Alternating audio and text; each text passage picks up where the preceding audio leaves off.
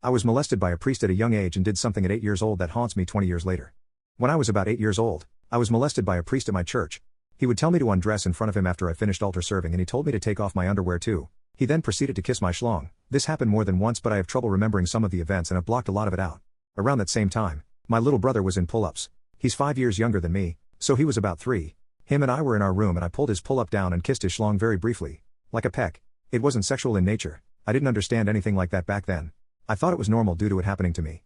I only did that once and we were both laughing when it happened. It seems so innocent looking back, but I carry this tremendous guilt almost 20 years later from it. My brother is a little different in how he responds to social situations and cues, possibly on the spectrum, and I have always thought since then that I messed him up or something. I keep thinking about how wrong that was of me, but I know I didn't know better back then. I was just a little kid. When I became an early teenager, all of the gravity started to sink in as that same priest was arrested for sexual abuse against numerous child victims.